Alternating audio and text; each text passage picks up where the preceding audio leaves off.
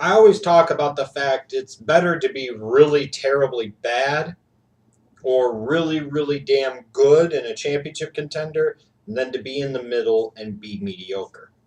Because what are you accomplishing if you're just in the middle of the road? What are you accomplishing if you're not one of the best and if you're not one of the worst? And when I look at the Tennessee Titans, their past few years under head coach Mike Munchak, to me, that's what they were. They were just a mediocre football team, a mediocre organization. And in general, instead of eliciting bad feelings or giving off a bad impression or good feelings and giving off a good impression, you look at the Tennessee Titans and you're like, okay.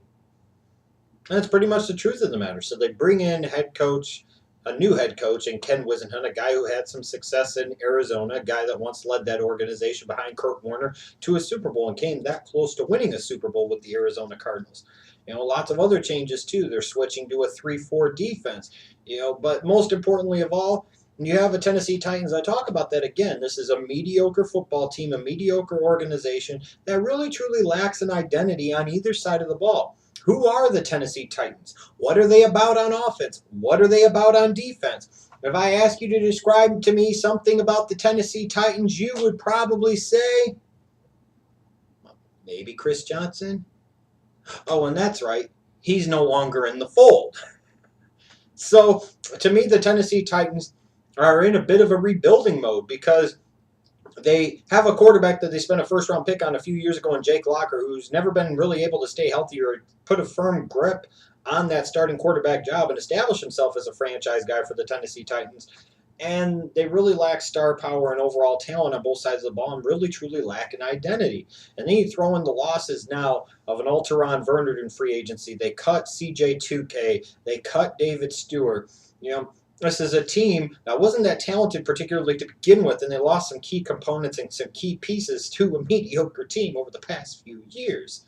So I was very curious to see what the Tennessee Titans did in this 2014 NFL draft because they had a lot more needs that maybe people were associating with them, and I wanted to see what direction they went, especially with the questionable switch in defensive schemes to the 3-4 without a lot of in-house personnel to be able to effectively run that scheme. Now, when I look at their draft, I do not begrudge the Tennessee Titans for taking Taylor Lewan, the offensive tackle from Michigan, at number 11. Here's the bottom line. David Stewart, out of the equation. Michael Roos isn't going to be too far behind. Yes, they signed Michael Orr in free agency, but if he was that great, why didn't the Baltimore Ravens keep him ultimately? Would Michael Orr even play guard for the Tennessee Titans? At the end of the day, here's what I'm saying. Is offensive tackle was a much bigger need. I know I did several mock drafts leading up to the NFL draft, maybe pointing out the fact that they could take a guy like Taylor Lewan or Zach Martin, more likely than not Taylor Lewan, and that he would represent maybe decent value for them at this spot and also fill a much bigger need than what people are talking about. Because when all is said and done, they're clearly rolling with Jake Locker based off what they did in this draft. Jake Locker as their guy in 2014. One way to help out that young quarterback is to give him more protection, give him a better running game, meaning better run blocking, and give him better pass protection, which Taylor Lewan is going to be an upgrade in both of those categories. And then they turned around in round 2. Now that they lost Chris Johnson, they got rid of him. They had to address running back, so they got a solid running back in Bishop Sankey out of Washington, a kind of bell cow type of guy.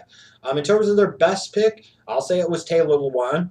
Getting him at number 11, I don't knock the Titans for doing that. I don't question it. I think it was a much bigger need than people are associating it being, and I think it was pretty good value there. And the Titans were really kind of in a no-win situation here because if they traded down a few picks, a guy like Lewan might be gone. A guy like Anthony Barr was already off the board. If they traded down any more, could they lose out on Lewan and maybe another corner? Yes. So they had to sit tight and they had to kind of take their guy.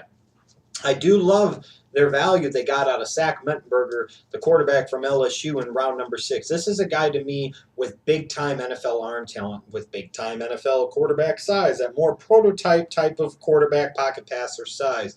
When you look at him, physical tool set, he's a first, at worst, second round pick, but you throw in some of the off the field issues, the diluted sample, the sexual assault charges, the knee injury, that all comes into a fold. But I still think the Tennessee Titans got really great value here in Mettenberger in round number 6. Now, to me, if he is really challenging Jake Locker and nipping at his heels at any point in time in 2014 to take over his spot and become the starting quarterback in Tennessee, that probably tells you, A, that Mettenberger was a really good value in round number 6, and B, that probably tells you all you need to know about Jake Locker and his future as an NFL starting quarterback. I'm just saying. A guy that could surprise out of this draft is Daquan Jones, the defensive tackle from Penn State. I profile him kind of as that nose tackle that you must have if you're going to effectively be able to run a 3-4 defense. You have to have that nose tackle, that kind of zero technique, that guy that can eat up multiple blockers. And I think a guy like Daquan Jones, if he focuses and becomes a more consistent player, can do just that and be that necessary cog in the middle of that Titans defense. And I think he's a guy that you get in round 4, very good value, a solid college player, a guy that could have a nice, long, productive career in that 3-4 scheme in Tennessee. And if they ever switched away from the 4-3, I still think he could play the nose tackle in a 4-3 and be just fine. In terms of things I'd second guess, I still second guess their switch to a 3-4 defense. I just don't know that they have the personnel to be able to run it. Maybe long term it will bear out to be a good decision for them, but I question the fact that they lack some of the personnel to be able to effectively run the 3-4. I think they lack 5 technique ends. I think they lack edge rushers. I think they lack the inside linebackers to do so. And they really didn't devote a lot of picks to the defensive side of the ball with this scheme change. The Tennessee Titans may have been better off as a team trading down multiple times throughout this draft to accumulate a bunch of additional picks to be able to address that side of the ball. That's just me and the way I look at it. You also look at Bishop Sankey in round number 2. Don't get me wrong, running back was a huge need for the Tennessee Titans. It was an absolutely huge need, maybe the single biggest need on that organization heading into this draft. But was Bishop Sankey really the guy? Was he the guy that was worth being taken as, that top running back? Was he better than guys like Carlos Hyde or Trey Mason? I don't think so. Was he better than Jeremy Hill? I don't think so. I mean, for the Tennessee Titans, they were able to trade back, take the first running back off the board at number 54. For them to take a guy like Bishop Sankey? I hope for the Titans and their fans' sake, I hope I'm wrong, but I think there's going to be a couple of running backs taken after Bishop Sankey that will prove out to be better long-term in the National Football League. In terms of the overall grade for the Tennessee Titans, I frankly overall thought it was kind of an average grade. Or draft, so I give him an average grade of a C. Lewan filled a big need and was pretty good value there if they don't have the concerns about the off-the-field stuff. This is a talented guy that long-term could play left tackle, be the replacement for Michael Roos. If you keep Michael Roos in 2014, maybe Lewan could play right tackle, allowing you to flip Michael Orr into guard, which is where he might be better suited long-term. And Sankey filled a big need too, but again, I still question whether or not he was truly the best running back on the board and the best running back for the Tennessee Titans offense in this 2014 NFL draft at that point in time.